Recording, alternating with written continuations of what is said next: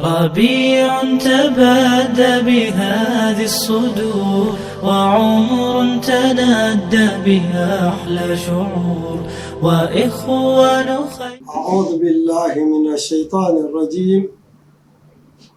بسم الله الرحمن الرحيم. الحمد لله الذي خلقنا وهدانا إلى دين الإسلام وأنزل القرآن تبيانا لكل شيء. اللهم صل وسلم على نبينا محمد وآله وصحبه ومن تبع هداه إلى يوم الدين. السلام عليكم ورحمة الله وبركاته. ندوبنا معه ديدامي ودوالي كسينامي دوليوه منازيبون لمنا بلوبون دوما نكومي داغبي مما اوتون دوينما ما وازي ويبو القرآن جتي نادونا مموجيمي ندوكو لكوتون bondema tin bona so de yeme bayna waswale kiyama zagbe bo menado do ni mi o se da ewe mi na blogon le fifa ma oton to na ma oton ni mo anabi mito Muhammad de ma o se do yiwe yo bo ha bo zeme na gbetole ma wa de kunu eton do innahu la yantiq anil hawa anabilo ezan kwede ezan de gbeze tome do yiro mele emaze julo gbigbo me toton de to do kona ko de gbe abi ko de klo e do bi se do sen ma ala to di fifa ma oton do na eton ni mo anabi Muhammad bo so imo ko eton gbe nle sahaba eton le ma ni dike fifa ma oton ni mo ye alfa dao de resodote na anabi Muhammad sallallahu alaihi wasallam baze alquran bo khogbe anabi to hadith ko bodo ayimena gbetole do de mele do ali oji me minye me mi se iko eton me manye mate se iko eton bo yo wa zo mo ko le bo le ko ima ogun me gon mi lo sulegbon de nuye toleme bo to de mi ale ojiro le ma ojiro le ma odo eni blodo le ma odo eni blogbon le yo ima ogun ja le ma Allah subhanahu wa ta'ala be to mo so yan de akolu eto gon bogon ma kodo fire pe de kodo de nu kuzo do je to me me wa de pupon mi de Sunna TV jile de jamede na jodo bo wade wenu emi jodo bode ma oto se ma oni kan do azon dagbe mi to me na mi me kan ya azon wa to file to le de biblo yo ma oni kan do azon dagbe to me mi o wa ma ozon pon to wa jele ma ki adigbo na yin mo ta dagbe na me bi se to mi do kona mi de apa titan bodo apa awego apato go weyin akhtar nifaq nígbà tó tin boyan e ma wuro po na du dagbede ri awe to sin ale mele na du teme me yan na du teme me ma yan lo sun na du teme mo jawe nígbà tó so epo do alo awe gome bo nígbà tó nyan kan nyan de wa ene e ma wuro po no we na du ya eton ena to mele le de meta jawe ayola edoko eno dolo yenodo tí ara le ni bá ń jẹ kòkòrò burúkú mobi ẹ jẹ́ akofun nítorí tí ẹ bá kofun ara won ona fún rẹ̀ lóru kò ní jẹ́ kẹ́yin náà sùn gbádùn nu de monodu me de apato de dudu hun gbene ko ne de modu nu ene ni ajo edobo re ma kan mi wenu to du ni edu wa je ko me wuli kwa doji le san me ko so ama tam no ko de mi ade ewa yala de domide fide mi waje wa no akhtaru nifaq ni gbeto de tinde ni nome fi mujtama'il muslimina wa dinihim de sisi mi to ya me ni me de wa fon wa de afo nyina kan mo nko de adante yin bono gbo mi me muslimi le adante no gbo islam mi na mi exam ponde odoko die gle to ko de le tin for mi no do village afa de mo so ifine boblo wa si aye boy na si do ete na do ko te ado ko de bo ma se pon alaji le po alaja le po peta e no imaka ko de are fi aye ro bo pon tegbe we no pan koko afotun ko fi o tegbe no ko gbogbo si afi o mi no do ete ado ami ade me no so me ne le ma ise alaja die de yi munafiki akoba do ko fila botini yedo ani jokenu kwe bo hodo mi anabi vi alawe no yere be fotun de mi ton mi jo ade su eton bo agbe yara pon re ba re de yon ku vi ra to san de ni alaji rere mi yo aton we gajo subhanallah me no ko bayi alaji de ko afona yon ku to we ko bayi do so do bore ki go re be afode mi ko le pe ni mi yo foton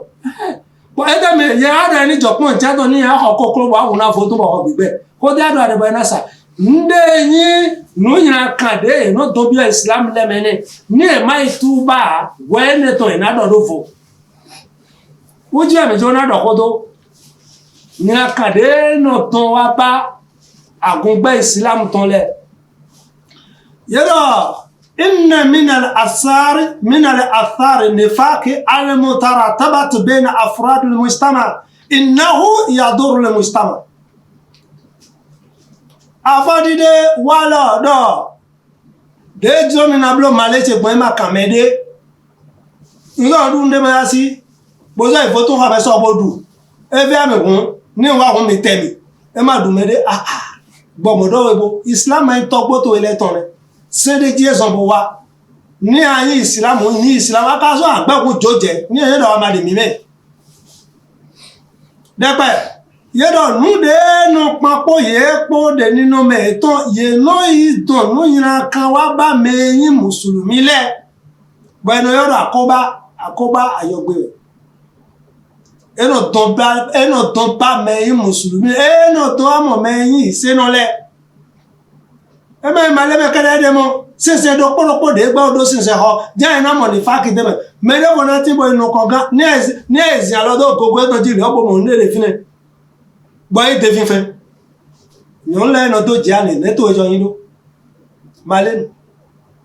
idan wa yurisul adawa wal baghdha ne do mere gba o tin bono di afodo miule midude minadude eteno do yurisul adawa wal baghdha eno do gudewa melecheche gude no do eno be adawa keno be oken wal baghdha ko mesisi boy ma yon de don wa dodo mi ku epo e de masalasi mi ku epo eno do sise ko mi wedo e adini boy do adini bo mi ka wa imodo nu de blede oleja gona islamu ni mi do ya do me lo ko eje yodo eto me subhanallah afa de blo wa si imamu de wa blo wa si bodo ko ene wulu kete to we de no wulu kete to medele na tin boni wa na imamu me ne le rasulullah no imamu goto ko na keto ide le to ala adawa ko de ado ene amolo do mo na imamu bo mi le na igbe na o de ma si fi gbegbe be ete zon yin kan de do ade wo imamu kan be ro yin an gbo mi se ko le da we me do mo lo njo anyo me lo ni anyo me lo e ta to adadu ade tu ba e do na we بين أفراد المجتمع نيتيدو يدي kwede ko munafiki de fine eno don gbagbe bi okwe logbe we donne mo de me okwe ena se wa do de me di okwe fida se ko yo de me le do na mi me le do na we ya me ne po me po edo de be lo kora po ite na jo wegbe be bo kebe ene zombo ade islam mehun di alozo me mojawe me ba munafiki yathiru fihim sifatul hiqd wal ghil nígbà tó gbọ́ ọdọ́ wà lọ́mù náà fi kí gbẹ̀tọ́ àfọ̀dẹ́gẹ́ ẹ̀yàdọ̀tẹ́ gbọ́sọ́dọ̀tọ́ rẹ̀ ní ẹ̀dọ́ hiqd nublado nozometongo dóde àwọn orí ọ̀tọ̀ gbanẹ́ ayọ́nà ọkọ̀ tó lò àṣebàjẹ́ yóò wẹ́ ní eré kúnra tí èmi mọ́mọ́ dídọ̀ mẹ́lẹ́ lẹ́jọ́ lọ́mí dọ̀ ẹ̀tàn mẹ́ẹ̀kọ́ ẹ̀dọ̀ka wà ní à ẹ̀ ọmọdọ̀ mẹ́ẹ̀ẹ́nẹ́ mìíràn náà sàǹdé dáwò tán ẹbẹ̀ ni wàlàgìl nù yìnyín kanlẹ̀ nù dé má jẹ́dọ̀ ẹni jẹ́dọ̀ mẹ́wúlẹ̀ yẹn jẹ́ sí jẹ́ ọ̀nà sọ̀tọ́ lẹ́wù lè ẹni nìfàkì láyà kúnnù wádìí hal ifrad mustapha dọ́dọ̀ nù dé yìí lọ́dọ̀ dọ̀dé ẹ máa yín mẹ́dẹ́ bọ̀ ẹ dọ̀ ẹ nà dé wúdé tó xlẹ̀ lé ọgbọ̀ ẹ náà yóò wà lọ́dẹ̀ ẹ dọ̀ ẹ náà wúdé zẹ́kulẹ̀ kì í mẹ́dẹ́ gbọ́ ẹ tó bọ̀ dọ̀ àbàkó ẹ náà bàdé gbọ́ sádọ̀ ọ̀sùn gbọ́jà rẹ̀ dọ́dọ̀ mẹ́yìn múnáfíkì dìde mi dọ́gbọ́n ẹ náà nà dẹ̀ kó gbẹdàgbẹ́lẹ́ tó bọ̀ náà tó kílẹ̀ dọ̀ mí mẹ́jọ mẹ́ yakunu mudmaran ghayra fi nafsihi àmọ́ nù dé dé àyè mẹ́lẹ́ rẹ̀ pọ̀ fò dìde mi dọ́gbọ́n yẹwà dọ́dọ̀ an-nifaqu maradun khatirun azonyina kawemo nde yodo nifaq dode no azonyina kawe wajurumun kabirun danu wade klowe mededo hunima vedodo no eguno wewe nima vedodo no de no klame fidagbede wewe fide no klame ijado yemoso modo khetoba wa huwa izharu al-islam wa ibtal al-kufr kama sabaka fi istilah an-nifaq dide mi odo gboda yi ye wado an-nifaq akhtar min al-kufr nde yodo dode no enyan kan hu gande yin peto yin kèfèrí me yin kèfèrí nudo po me na yin kèfèrí etongbon wa lo de je na yin kèfèrí etondo àmọ́ e ma idu de mere vogon eso ayi do egwete de nu wiwa de me de islam de me de ena de fine to je àmọ́ wi o nu de gba oyin akunle bi se me ena no ba logona bo bi se we na so no ho isu wa uqubatuhu ashaddu li anna kufur bi libas al-islam dodo ya de tinna meyin munafiki esiye do me egbe yin kèfèrí islam sin awu gbede kone àmọ́ wa dararuhu azam awu fiesa de tin de me do wa lo enewu eklo do akwana yidoe we de no ite te to le ko po awudu afare oblo fatia na de masasi ye mama ko no ko rozubo yi a je fire folo ya do re be apate a to na fotun ko do apare ana do we ero ni na be fotun lo gbe blo na ne gbo da odo po gbo fotun je mo igbo yin na yi we de no fie sa de nu kan ba pe pon akwa bi ble akwa ha da dora akwa de yi ne de ka so ifire bo be kwa ijoro fine bo so je pe bo no ma de te pon po ko lo gaja di so re ina joro fine do kwa ne so ja yi gbe amo ina do file fo ina je nu eto le saji do po dodo an-nifaq yunafi at-tawakkul nígbà tó gba odo wa lo bude ton e mo so gba dodo ma o kere godo ma o na wa blo e na de ko le megbon pe de ka yiye ma itata de je na sise kwa de na dun na fo a mo mele fo ya do e sa ko eton e te wa bo e sa ko akho edo e ma do akho e sa ko eton e ma so ma ko so ko ba ye o de container e ta we sinso dodo de gba oni dude no wuro kono na jami fe wuro kono na jami wi wuro kono na ho buji fe e la ho wewe wuro kono na ho afo fe e la ho afo wewe fi ta do po de yiyi when de na ma gba dodo ma o e wo so nifaq e no we so boy dodo be e ve wudin fi de na so fodo e na so ve wo e wa do wal munafiqun la fasadu qulubuhum ashadu an-nas irada an dinillah yero merei beto dode no le de sisemele yelewa me ido no kan sise gbe ku gan bo ni eso atron siseme ye mo tron siseme ye do poro ye do plan me dagbere so me abini eton yena so ade islam so ayimena me pole walo eton lene ni eton wonu fiesa de ye wulene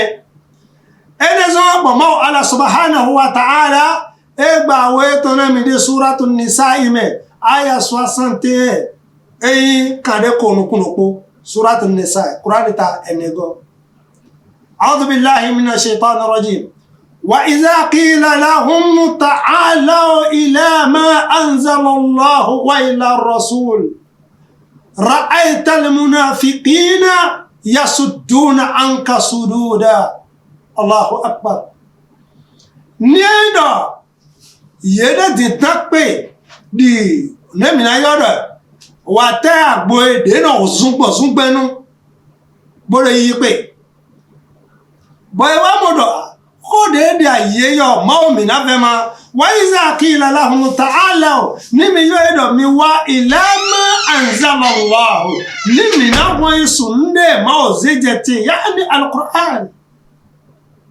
nimi ni alquran bo vema ona miniza afkar anabi to lebo vema ona ni yodo mo wa ila rasul mini ma ogombo inweza gweto de ma ogoyi yiwa indo ayatul qur'an mini zi al qur'an do te bo vema ona na ta de gbomi abi na gbede ba mi de wa ila rasul abi mini khusu anabi muhammad sallallahu alaihi wasallam min al adhkar wa zede gbe anabi to lebo vema ona mo na yide koblo wa sina yebo domo dogba okuna yebo domo ete enablo ra'ayta almunafiqin minna mumede munafiqile yasudduna anka sududa yena gun ya de ba Qur'an jo ko mi ko me gbedagbe mi na ha ni o ya na yiro mi dede ni o ya dede na yiro mi o wa mile ede ko mi si o ko de do mi de o wa mi si o mi si mi na snabra mi aba ma wa blo Qur'an de o ga Qur'an wo emamu de mi mo ra so ye do develop alagbara to mi nayi aya suduna anka sududa ye na di ali sunna mejo na do ma oton ye ma di kebu na zia ido ma ogodo wa nde pepe munafiki len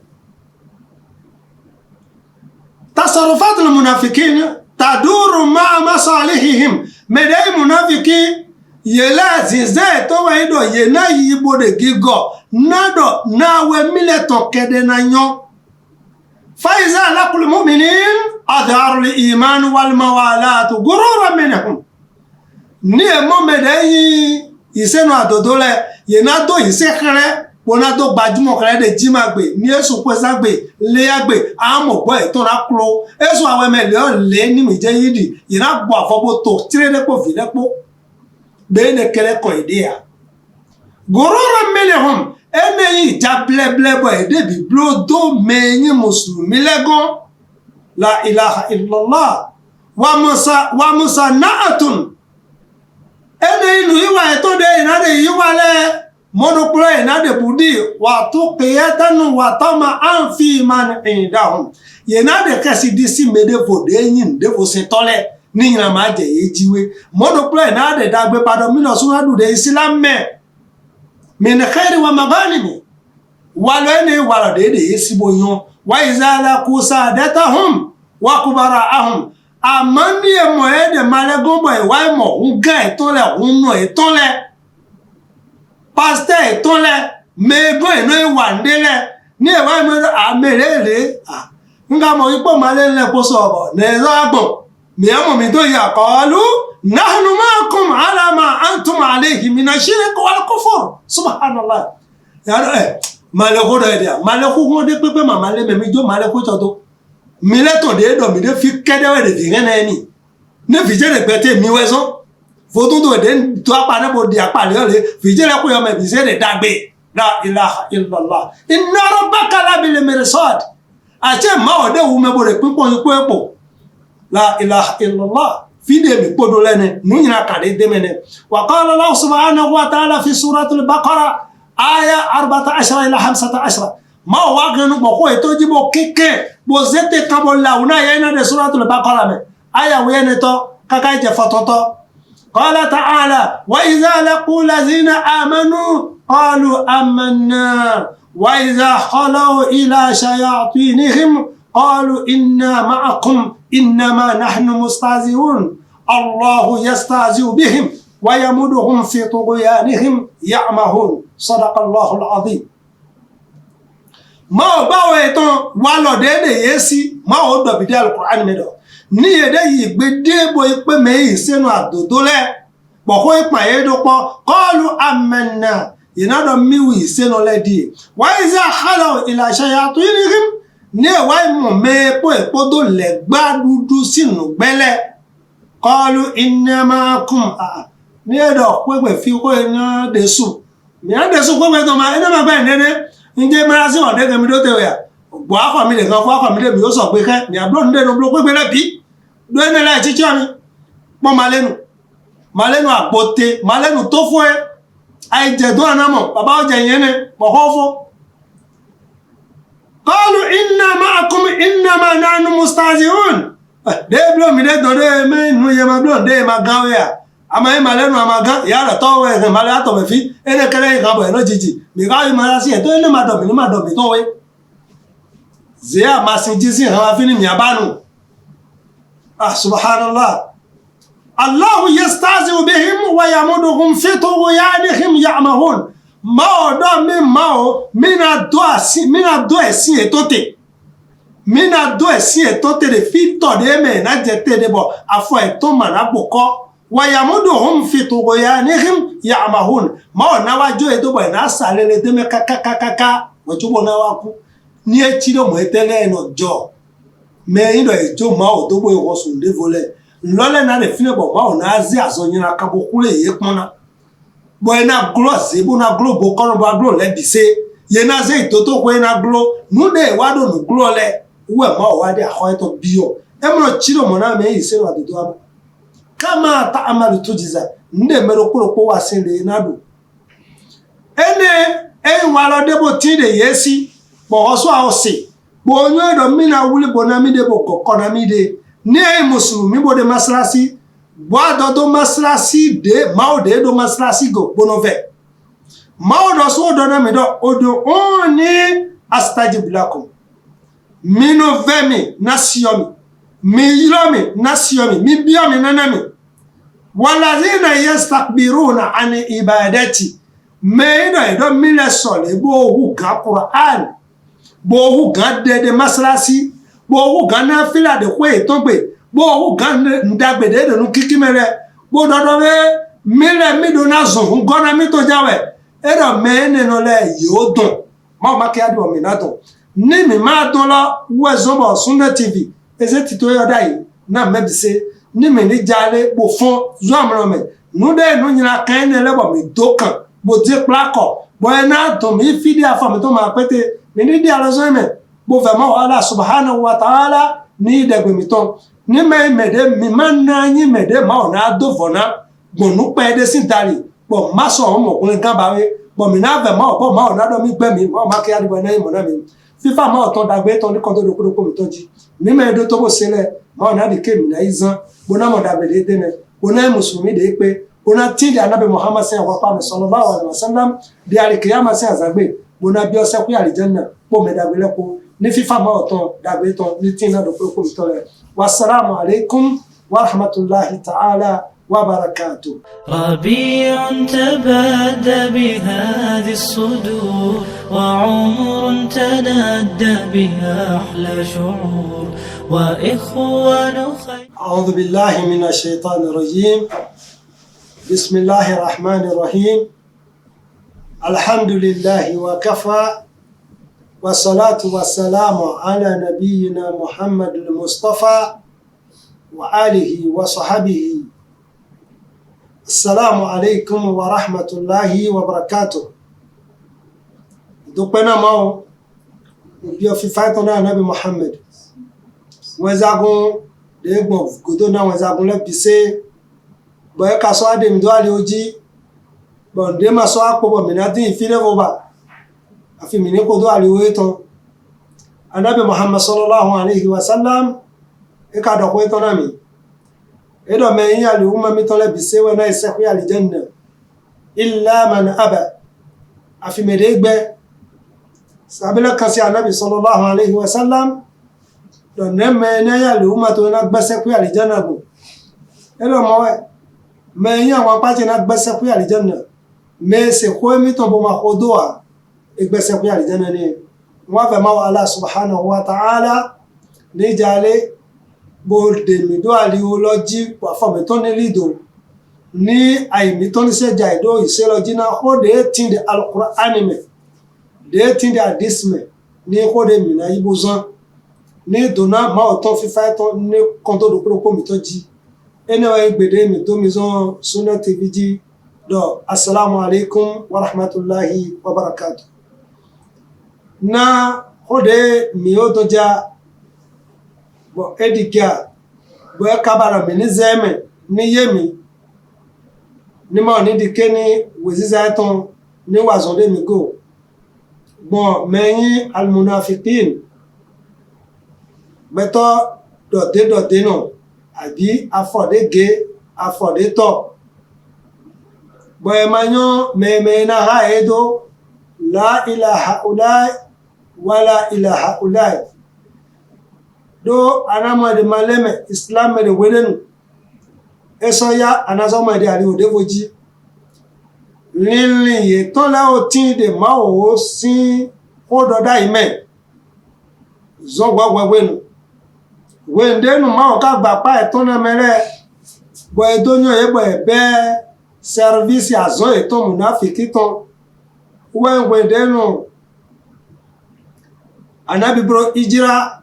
bo wa Madina sin to me bo sahaba to le ko ni ma onu ko me do ye bo nu le de ye rinsin do alo do kuloji bain al muhajirin wal ansar de maison Maka bo wa bio Madina to mele bo me yi to vi Madina la to bo ke alo bo yi epo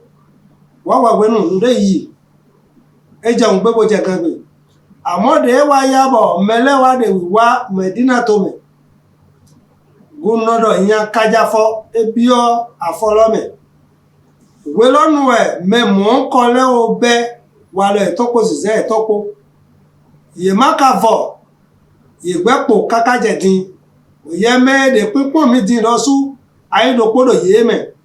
bo njodo ani de gide so ye me bo tin de me dagbele me na to do taragbe gbe me fiton podo lo topo dodo wendenu ma o nagbe wa adhana lahum fil qital bo àwọn wa tin bo Islam àwọn wa bio Islam me bo nu bera leje jijoji bo eje Islam vile to yan kona jide Medine ma wa dodo fide mi osule na beje tin epe mi to peye kubita a'da'ullah mede ma o ketole ye ma mu alide na gbonba wa hina izi lam yajidu illa an yatakhafu binifaq yamoro àwọn de je te yo ni mi na glo afemini ho be do asia Islam do glo ndezo bo munafiki support de malemene ndezo bo munafiki dote no e support de malemene wa an yatasarbalu bisribalihi yewaze Islam si afodo chiyan bo enano ze gigo Islam to do pon yena bo nde wa e kadele de grow la ilaha illallah enezo bo ebe de welonu wo je wa po kakaje dinu فهؤلاء على عقائد أهل الكفار يسي كفري تو بری ayimena ye ye ka ti de Islam àmọ́ ye mo so dodo mi keferi ba fidi ai hoje tin mi yo kade to mi don la ko yi mi yo kade no mi don la ko yi mi yo de ji mi pon e mi yo ziza mejita mi le todo Islamu ne na dodo mi maso muslimi ba ezo bo islam si ko lo mi wu bo mi de volet bleu de po de mi wu din le ne ye mo so gbado mai muslimi ba do ye mo do ni mi do mai muslimi ni ko nyina kana je ko e to wu do ebe baba adini si vi mi mo de church home e church home ife alaja si vi mi mo de photo ko ife e wa ze islam si afobo chion ni ma to ado e ko nyina kana ko e to gbe lewe lele to le yakhshawna almuslimin yede budisi muslimi le de welono de do sun mi de budisi wa si de imam le na ablo ni ma je mi we ezo bo mi ze islam do ta o de no gble le wa de no glo e ma ka yele je no mi ni dibusi Allahu ahaq an takhshawhu ma o de mo no glo bo mo ndezi fume we je no mi ni dibusi ndere ki klo mi ne yera yebo mushrikina labo fadahalu fi dinillahi zahira wa abtanu al-kufr fa haula al-munafiqun yera yebo meyin keferi lepo klepo san po fe amo ina dodo be muslimi we mi bil ithm wa salabil bodo yikopo po afode na to lepo bakunde na chiole islam to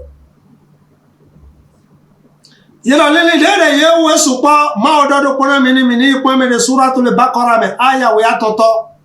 a'udhu billahi minash shaitanir rajim nude minadonyo e de ledi wa iza qila lahum aminu kama amana an-nas qalu anu'minu kama amana as-sufaha ala innahum hum as-sufaha walakin la ya'lamun neno yede so ide to bodo ko de le do ba ma je ke islam bo mi do na yedo aminu kama amana an-nas mi isi no adodo dide gbe tojo mejo mele isi no qalu anu'minu kama amana sufaha be mi la ma mejo mejo mi la ma isi no adodo na ma ka pana de ye ni aweme ayeme na bi de da dudu na be yo de mblo wa so ba do ma isi no adodo ala innahum hum sufaha walakin la ya'lamuna beto gugu to waye amo emanwe do no gumiwu wala do pone ye ma se ma o kodo mi se na ma o kon gbere no de jo gbado de be enu jodo mo jodo anabi la to ne beto e jodo afa ni be de so afa lo to ne di o to ma do na imo na papon kaka ilete e de na do lete me igugbe ne ayogbe ezi mais il était de no go afiwe ile ite mi na papon kaka ile te ama goja bani amle jo mi to ni mo e pe ni photo ko me nayi poko yo po wa iza qila lahum aminu kama amana an-nas qalu anu'minu kama amana as-sufaha ala innahum hum as-sufaha walakin la ya'lamun do ko ne yedo meni no le lili to do ko so die ومن صفاتهم العداوة والحسد للمسلمين نمره باي منافقي انا دو فنا بوناسو توكمي سينو adodo yeme senu adodo bo amaze de gona mawo enyo adomo we epo adomo we evivi adomo we afonu kikima mayo no le mayo ne wa rogo to ba re go lo ba ne gbe fun le mazi adapa je dewe ma se ni aso lo gbe de aje ndo kigbe re yon de awa ikinu to ma o de to ma fi eso ko idon le ni egbe modo no dagbe je muslimi si fie na inu yo munafiki le ma Allah subhanahu wa ta'ala suratu tauba aya 50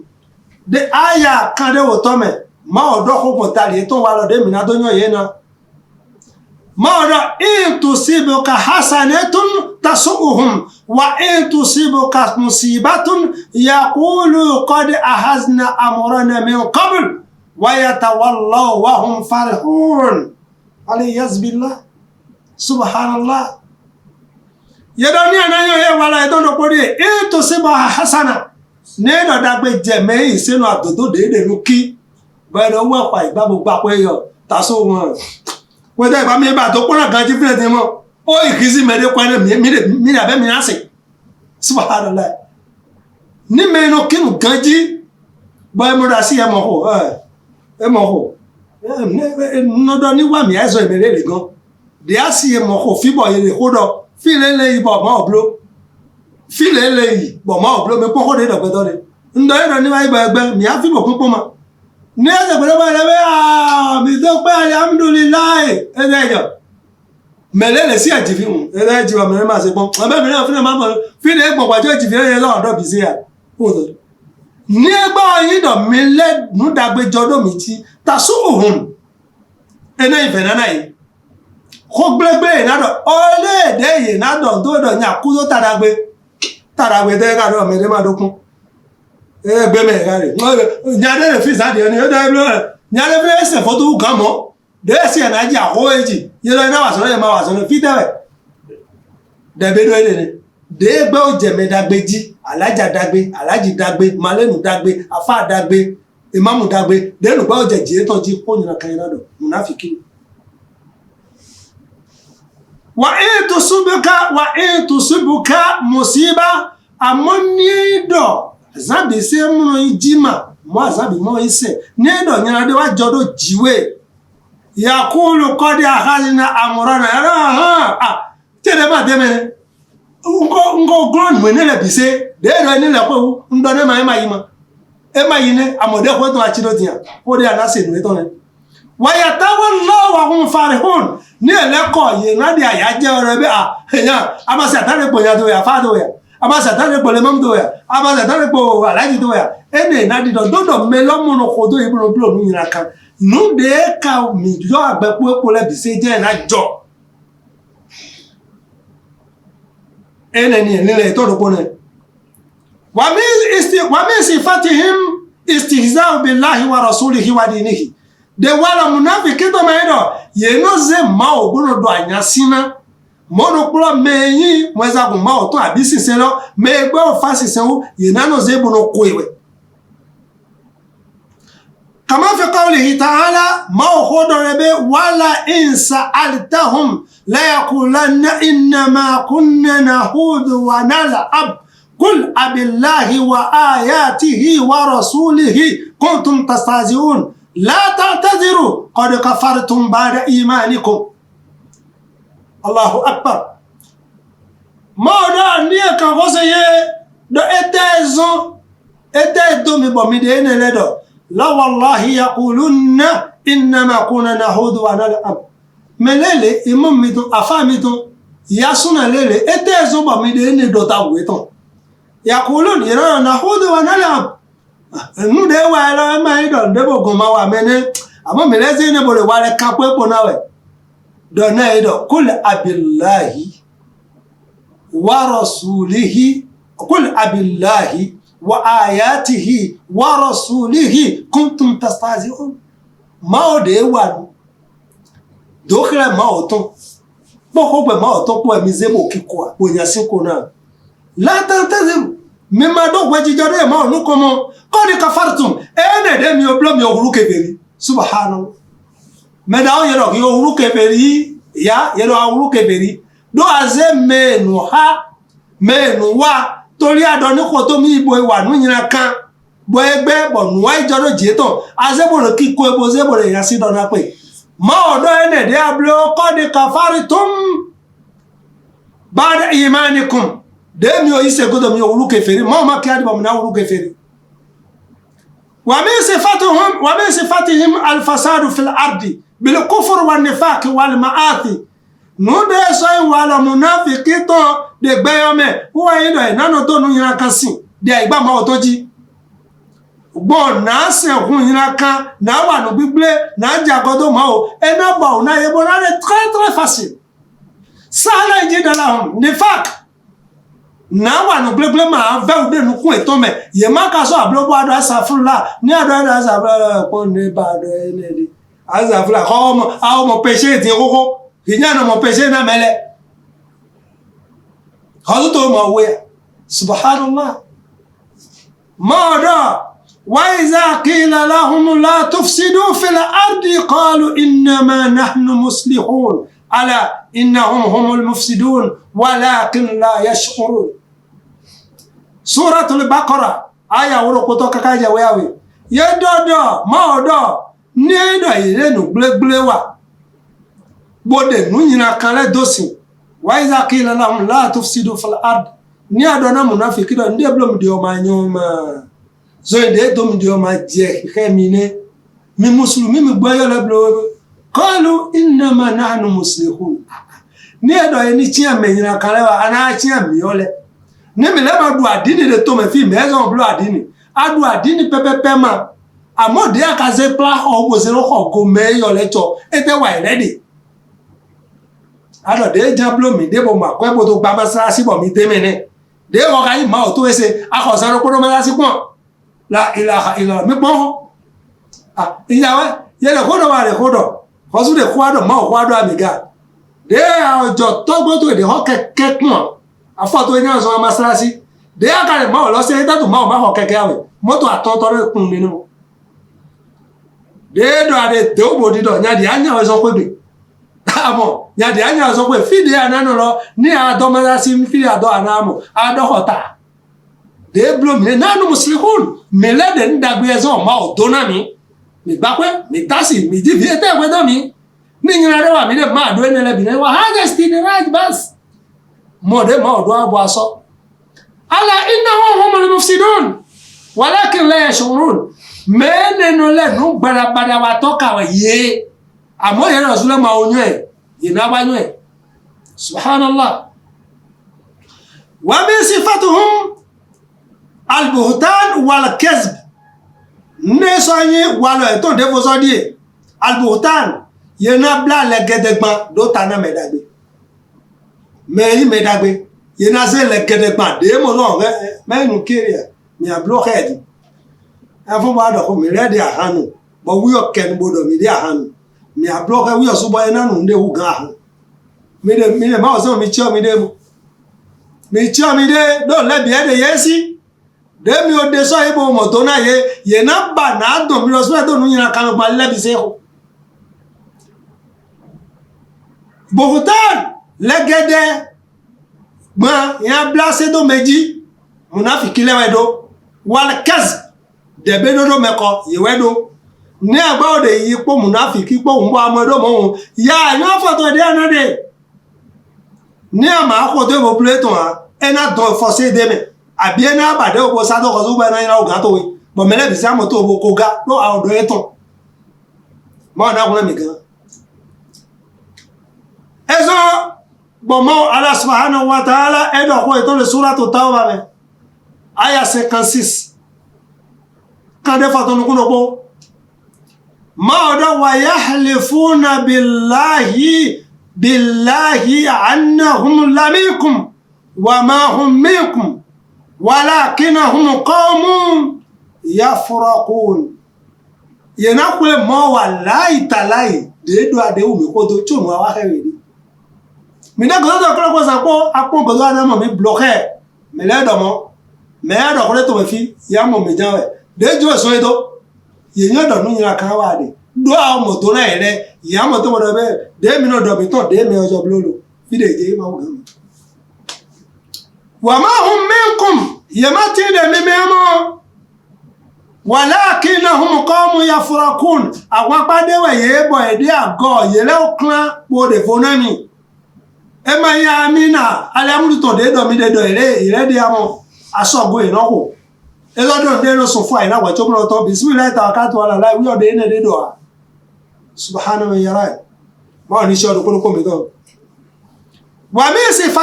wa min sifatihim al-amr bil munkar wa nahy anil ma'ruf de walo etome nude nu gbegbele yena no blo campagne to na mi na do mi lo sule mi no blo nu blo owa bo ko me wuli di ando ewe tegbe are me anu arane amasiwezi di o fo sa fo yi do popopon eyin do amo wa hanu ni egbe na bo anu le tro ena ki aira re gbe ni ki aira nya ko la wimo ne blogo e pote nyama o le mamu akade mi ko mno gbe e da ma blogo han tun e glass na bia do popo wa ya e fo ko do popo wa ya e de do polo e gbo abe ma gbo so da bi edeji aja tun wo edeji e ma yan kan ba ne subhanallah haza nifaq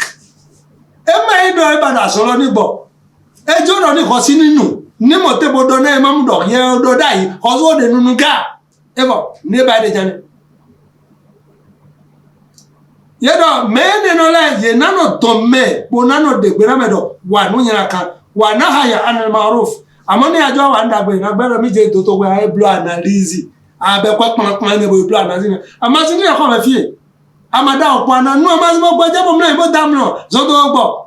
e mo do analysis ya blue ade ne ana ko amasi e kan no we pe anya we ya e me de ba de hosu ja kanu ji we problem we to ma ona dike iya mi to de ko la e me bi se na ji mi la se fi pe bo se no gbe de gbe asara pe je ka ma se ho gam asi wa ko ya le be nya atoma le mamu atoma donde mo de manyoma e da mo ede e mo ude kan ji a e ma inde ba de o gara be ni wa mo te bo dodo e be wende nu asi e to mo ko mele we plan to nya mi to de do mo to e ma ko to me to e na mo ude de fi de do me e le o ti de wa le to me ma wa do ko e to suratu tauba 67 kan de ko atonu kuno ko atonu ko we me ma do al munafiquna wal munafiqatu ba'duhum min ba'd ya'muruna bil munkar wa yanhauna 'anil ma'ruf yara mere munafiki sunu pa yonu pa apade to po apade pona no do ede do nu yira kan wi waji bo kanana ko re ni ma wa ndagbewe wa yaqbiduna aydihim e ma ede da ko yina lo fa lo e to go e mo yina fa e bo pupuru ye nasullaha fanasiyahum innal munafiqina humul fasiqun yena de ke bwana mo ti do mo a ma fi do mo no wa de pe na mi nu de le ko do ina jo do ani ko do wa le to ne sise to ne ma wa do mene no le fanasiyahum ma rasul mo diego do munafiqina humul fasiqun ye we da ai heble ye so do ni no me de ye na no ze acho de ye wule kele mi me de ma o sele de ka ya folo e bo e gbo afona me bi se o ma de ke lonu e bo gba fo male nu we so male nto e lole de ko do ade ro e yo ma to ma yo si we me ma do afo me me ne mo ya o le si we ne ma da fo ne afun afa ai ti ma la si afun aro e be male lo jase mi le de mo ase so me si atagba ti wa be male mi le o de me ma po egbe ile ami an wọ́n sì ẹlẹ́bọ̀ pọ̀ fi jẹ́lẹ̀ bó pọ̀ déédé bó ka kún àyí lè jí àdé ẹgbẹ́ òun wà wádọ̀ ẹgbẹ́ mílù àkọ́dé mí ní aṣọ ẹgbẹ́ kàmọ́ òpó ẹnẹ́pọ̀ yẹn náà ṣe sùsù ẹ̀tọ́ náà yí gona náà tó hàn ẹbú máa ọ̀dọ̀ ọ̀pọ̀ ẹ̀tọ́ rẹ̀ sọ́rọ̀ tó múná fi kún rẹ̀ mẹ́ wọ́n yìí zára ẹ̀ta hùn tá àjọbù ká àjísàmùhùn ní àmọ̀yé déèyè dùnú bó tiri dó ẹni náà dì nínú kúntó ọ̀rọ̀ àjọ náà jọ jẹ́ subhanallah wa yaqulu ni eje kodoji tasma'u liqawlihim ni ase kogbeton ka annahum khushbun musannada abaru ati gagade ebo na pazo yeji ndema vine futum fente yakhsabuna kulla sayhat alayhim anale don dewa yebo sonde bozo kan wezule don de pepe a hum adubu keto we yina ma o sinse tole فاخذرهم شياري دير غويتون قاتلهم الله ما سو دونو يه ان يفقون علي ده na bogboglo ali de ma tin na e ba na bogboglo mi me de po ye po le mi no chi o mi de re nínú gba mo wa lo ene de mere si hun mi ja le bo sesin pe bo yan ko me de bo tin re be ye ma lo ja sin de nbo ma bu ka pon me yo bo moto awe to le ko ne keke je ngo sa ene bete ka ene me yudiru bihi kathira wa yadi bihi kathira wa ma yudiru bihi illa lifasiqun ma kiadi wa minado tayina kan me fe ma Allah subhanahu wa ta'ala ni kan da gbele bisedo bezan mi ton me de gbe mi ton kuku gbe mi ton de lo me mi ton mi mini du ko sona dagbe ma o to podo isepo we den mi na tun ayi ho gbe me ma o ni di ke mi ni tun ayi ho gbe ko ise do poloko ma o ma di ke bo lile ise mi to pewe subhanaka allahumma bihamdik ashhadu an la ilaha illa ant astaghfiruka wa atubu ilaik wa salli allahumma ala nabiyyina muhammad wa alihi wa sahbihi wa sallam wassalamu alaikum wa rahmatullahi wa barakatuh. ربيع تبادى بهذه الصدور وعمر تنادى بها أحلى شعور وإخوان خير